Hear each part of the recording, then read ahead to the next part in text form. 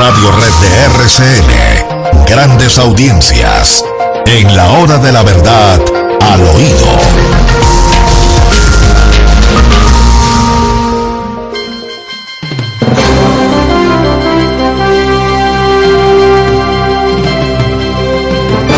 Bueno, William, vamos a empezar año. Feliz año, ¿no? Felicidades. Sí. Felicidades a todos. Ojalá, pues, no sea tan horrible como el pasado. A nuestros oyentes, a todos nuestros amigos. Feliz año. Feliz año. Vamos a ver cómo amanecen de todas las cargas del año pasado. Ave María.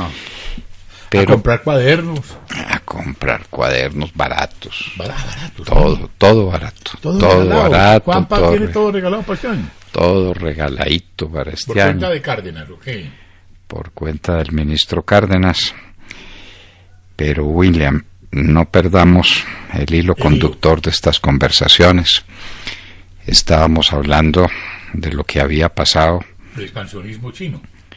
en muchos países. Estábamos hablando del expansionismo chino, del crecimiento económico de la India y de cómo entre ese par de gigantes constituyeron o conformaron un mercado de demanda gigantesco que puso a trabajar al mundo entero. Los países de Europa, los otros países de Asia y los Estados Unidos vivieron de esa gigantesca demanda china Los dragones. de bienes y de servicios. Todo ese problema petrolero, William, el problema petrolero ha sido y seguirá siendo, quién sabe por cuánto tiempo más, un problema muy serio para la humanidad. Sí, señor. Porque siempre se habla de algo que reemplace al petróleo, y que al petróleo lo van a reemplazar, que no cabe duda ninguna, pero no llega el día. Entonces hay alternativas, se está trabajando en alternativas, por ejemplo en la energía eólica, Claro. el viento. El viento. También hay aprovechamientos importantes de la energía hidráulica. Colombia tiene unas posibilidades enormes de energía hidráulica, las está desaprovechando.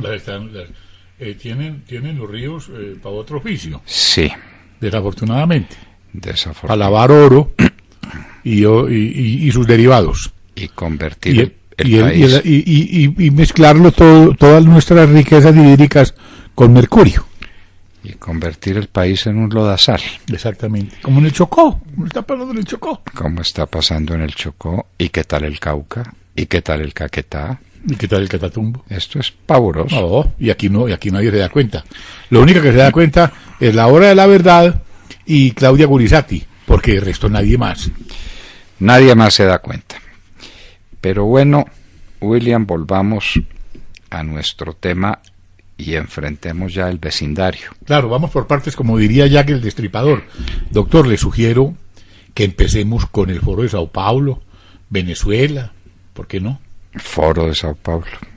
En América Latina se presentó una especie de epidemia o de endemia socialista. Sí, señor. Y eso fue pues concurrente. Siempre pasan esas cosas así, no son como salpullidos que se comunican de un lado para otro y que producen estos resultados, y son resultados que cubren a un continente entero.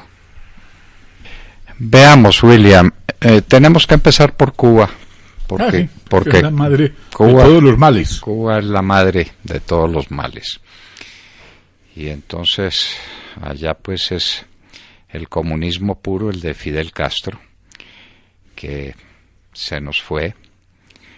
Mi Dios, verá qué hace con él, ¿no es cierto? Ese es un problema Está reunido con Hugo Chávez. Ese es un problema de mi Dios, no es un problema nuestro. Pero Cuba es el corazón socialista, comunista de toda América. Pero sume cosas y verá usted qué panorama tan complicado el que tuvimos que vivir en América Latina. Empecemos por México. México estuvo a 2 dedos de que ganara la presidencia el señor López Obrador. Así fue. Y por fortuna no la ganó, pero ahí sigue aspirando. Ay, Dios. Por tercera vez. Fue derrotado 2 veces, una vez por Fox y otra vez por Peña Nieto, pero vuelve a la carga. Y López Obrador sí es el socialismo total y absoluto. Y las metidas de pata de Peña Nieto pueden conducir a eso, porque Ave María. Bueno, en todo caso, México pues se escapó, pero de todas maneras hay una presión socialista muy grande. Venimos a Centroamérica y nos encontramos con que ahí han pasado las del diablo. Guatemala Guatepeor. ha tenido una suerte muy compleja, muy difícil. Lo último que le hicieron al presidente Pérez fue dramático y digamos que está en el filo de la navaja. El Salvador salió de su guerra, pero como si no hubiera salido. William, El Salvador es un ejemplo que uno tiene que mirar. El Salvador salió de la guerra formal y entró en una guerra peor, más cruel, más dura. Pandillas y cosas. Mire, esas maras, Cárceles. esas maras, La hija suya lo que está pasando. hizo una investigación grande en eso, ¿no? En eso fue a las... Cristina, nuestro premio Emmy de periodismo, Se metió allá a las cárceles de El Así fue. Salvador. Eso se fue... metió a ese infierno, ¿no? Sí, señor. Y salió de allá con bien. Por fortuna no me contó que iba a ir, ¿no? Por fortuna. Que si no, pues muero en las vísperas. No supe que iba a ir, pero allá se metió. La situación de El Salvador es dramática. Hace poco vino aquí a Colombia, recuerde, el que fue fiscal general de El Salvador, diciendo, es una atmósfera irrespirable. Las pandillas, la violencia, el horror que hay en El Salvador. Y como está en el poder la guerrilla, el Frente Farabundo Martí, Pues que es claro. el equivalente de las FARC. La misma cosa. Bueno, En El Salvador fue donde asesinaron a un obispo también. en El Salvador, claro, Monseñor Romero. claro, Monseñor Romero. En plena misa. Bueno, ¿qué no ha pasado en El Salvador? Ay, por Dios. Antes, durante la guerra y después de la guerra, las cosas que están sucediendo. Honduras es un país casi inmanejable. Es el país más pobre de todo Centroamérica, uno de los países más pobres del mundo, y le siguen jalando a las propuestas ruinosas, a las propuestas inaceptables, y entonces hacen socialismos. Gana a veces el centro derecha, trata de defenderse, vuelve la izquierda, dan golpes de Estado. La situación de Honduras es dificilísima.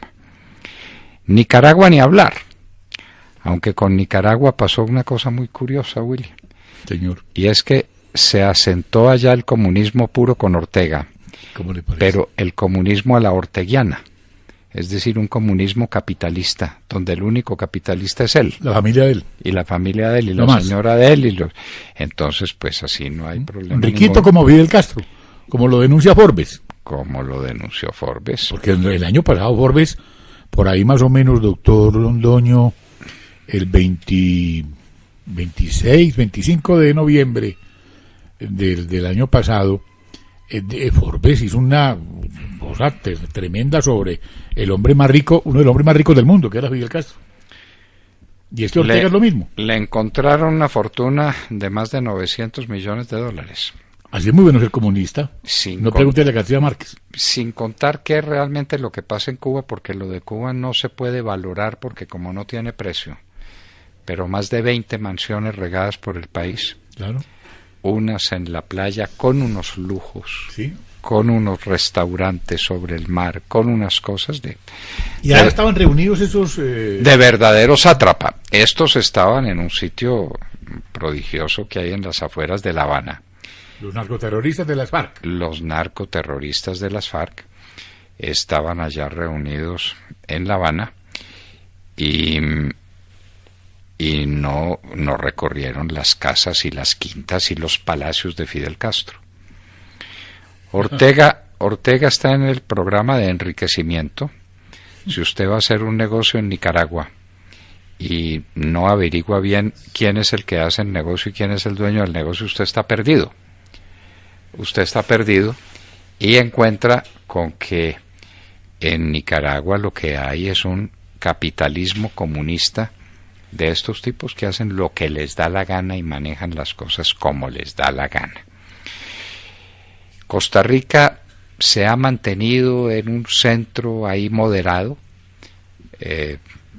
aceptando y defendiéndose de las presiones, y saltamos a Panamá, que es un país muy especial.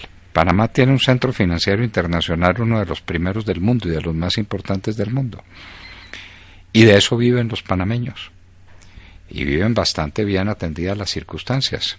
Y hay mucha gente que se quiere ir para Panamá. La gente se está yendo para Panamá. La gente muchos de Colombia colombianos. para Panamá, claro. Para que aquí no los ahorquen. Claro, porque ponen la plata en Panamá, preguntan por ellos y dicen son ciudadanos panameños. Eso nacionalizan en Panamá. Bueno, el presidente anterior era un presidente de centro derecha, el actual es un presidente izquierdista. Uy, Dios. Pero que no se atreve tanto porque el día que él apague la luz en el Centro Financiero Internacional, se murieron de hambre los panameños. Ese es, digamos, el panorama de Centroamérica. Pero usted da el brinco de Centroamérica a Suramérica y se va encontrando una Venezuela que se convirtió en una Cuba más miserable que Cuba, con la diferencia de que Cuba era un país rico, pero que no tenía aquella fuente inextinguible de oro, del oro negro, que es el petróleo que sí tiene Venezuela. Sí. Las reservas probadas de Venezuela en petróleo son mayores que las de Arabia Saudita. Por eso es que nos contaba en cierta oportunidad Cindy que Venezuela le pagó la deuda externa a la Argentina. Pues a la Argentina la ayudó con muchos bonos, tomó muchos bonos de la Argentina, le regaló plata a dos manos a los países del Caribe, sí, plata en petróleo, y los países del Caribe le pagaron votando por Venezuela en la OEA, se tomaron la OEA a punta de petróleo. Y sostuvo a Cuba, como usted nos lo dijo el año pasado, aquí a finales del año pasado. Y la sigue sosteniendo. Claro. La sigue sosteniendo, aunque dicen que eso ya está en vía de extinción, como está en vía de extinción el país entero, porque ¿qué quedó de cuando a Cuba le quitó el respaldo la Unión Soviética o Rusia, vino Venezuela y les dio un tanque de oxígeno. ¿Qué quedó de Venezuela? Pues de Venezuela no quedó nada, pero practicando el socialismo, un socialismo en grande, tomado de Fidel Castro, pregonando la igualdad. ¿Pero cuál igualdad? Allá los ricos de Venezuela sacaron todo su oro. En los Estados Unidos tienen fortunas gigantescas. Los carteles. El cartel del sol. Los carteles de los soles. Ah, de los soles. De los soles. Es que ya están así. Es que son varios soles. Es que no olvide que los generales tienen varios soles. Ah, sí. De 1 a 4 soles. Hay otros que tienen bastón de oro. Bueno, muy bien. Entonces, la situación de Venezuela es una situación crítica. La situación de Brasil. Brasil fue un país de un gran desarrollo, inclusive en la época de Enríquez Cardoso, del presidente, llegó a considerarse que Brasil es la gran esperanza de los países emergentes en el mundo. Pero vino Lula da Silva. Sí, señor. Y se puso a hacer economía de izquierda, se puso a hacer socialismo. ¿A coquetear con Chávez? Obviamente robando pues a dos manos. Claro, ahí sacaron a esa señora Rousseff. Como tienen que robar, robar, pero eso fue destruyendo el país, le fue quitando su empuje, y el Brasil lleva un tiempo muy largo sin crecer, crecimiento cero. La Argentina pasó de ser uno de los países más ricos del mundo a ser un país empobrecido. Eso se le debe a Juan Domingo Perón, claro, que nunca se sabe. Otro populista. ¿Qué fue Juan Domingo Perón? Sí, señor. Él era medio fascistoide, él era medio nazi, él era socialista, porque todos esos movimientos son socialistas. Sí, señor. El fascismo y el nazismo, todo eso es socialismo. Y Argentina se convirtió en un país pobre, y últimamente el presidente Menem hizo un trabajo interesante. Argentina estaba en un plan de recuperación y le cayeron pues las 7 plagas del populismo, que todo esto se llama populismo. De manera que usted tiene la situación de Argentina, la situación gravísima del Ecuador, que el Ecuador está en unas condiciones terribles, entre otras porque no tiene moneda. Entonces no tienen cómo hacer trampa, porque lo que circula en el Ecuador es el dólar. La economía ecuatoriana está dolarizada. Uy, Dios. El sucre desapareció jurídicamente, no hay sucres en la calle. Todo se hace en dólares. Entonces el día que no haya dólares, ellos han tenido dólares procedentes de la bonanza petrolera, les fue muy bien. Correa es un hombre eficaz, es un dictador eficaz. Por ejemplo, para construir carreteras ha sido muy eficaz. Usted tiene las experiencias muy preocupantes que hubo en el Perú. Fujimori ahí bailando en la cuerda floja entre el liberalismo y el socialismo. Después viene Ollanta Humala, y uno no sabe finalmente eso qué fue, aunque al parecer se inclinó por economías liberales, aunque robaron de lo lindo. Usted ve pues que la señora de Ollanta Humala está perseguida. Sí, señor. Internacionalmente, claro. La nombraron, la ONU la nombró en la FAO y no se ha podido posesionar porque está perseguida judicialmente en el Perú. La situación de Bolivia, a Bolivia también le cayó la lotería. Evo Morales se ganó la lotería con la bonanza petrolera y con la bonanza del gas. Ah, claro. Bolivia empezó a vender sus recursos naturales, especialmente a los países del sur, a Argentina, a Chile, que son deficitarios en estas disponibilidades energéticas, y tuvo el oro que usted quiera. Tuvo Evo Morales, todo eso lo dilapidó, eso no quedó nada. Y entonces ahora, ¿qué es lo que va a seguir? ¿Qué es lo que va a suceder en estas circunstancias? Usted pues le pasa revista, tiene Chile, que después de Pinochet y gracias a Pinochet se convirtió en el único país desarrollado de América Latina, o que estaba en programas de convertirse en un país desarrollado, y pues el resultado es el resultado deplorable que conocemos con la señora Bachelet, que le ha quitado fuerza, le ha quitado energía a Chile. Claro. Pero no ha sido capaz de convertir a Chile todavía en una economía socialista. Lo cierto, William, es que se reunieron todos esos países, se reunieron todos esos complejos y crearon una especie de federación que se llamó el Foro de Sao Paulo. Exactamente. Al Foro de Sao Paulo, ¿quiénes concurrieron? Todos los partidos de izquierda en América Latina y las guerrillas. Las FARC son socios activos del Foro de Sao Paulo. El ELN es socio activo del Foro de Sao Paulo. Y entonces crearon un sistema para tomarse el continente entero. El Foro de Sao Paulo, eso era lo que quería y eso era lo que estaba proponiendo. El asalto definitivo a todas estas economías. Y eso es lo que tenemos que ver para que tratemos de hacer un juicio sobre lo que está sucediendo en Colombia. Esto que pasa en Colombia, ¿qué es? Y esto, ¿para dónde va? ¿Para dónde nos llevan? ¿Para dónde nos llevan si nos dejamos llevar? Ah, sí. Porque aquí, William, hacemos un esfuerzo enorme por impedir que Colombia se convierta en una patria socialista como quieren las FARC, o estamos perdidos. El 30 de noviembre del año pasado dieron golpe de Estado. Sí, claro, dieron golpe de Estado. Con Liscanito y Juan. Bueno, y entonces el acuerdo con las FARC, y entonces Colombia pues al borde del socialismo. ¿Qué es lo que eso significa en la práctica?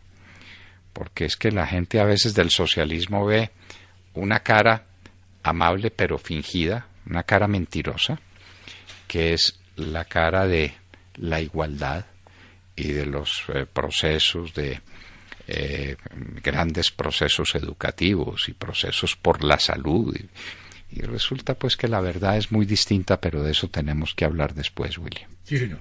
Entonces seguiremos después y recuerden que les hablábamos Al oído. al oído.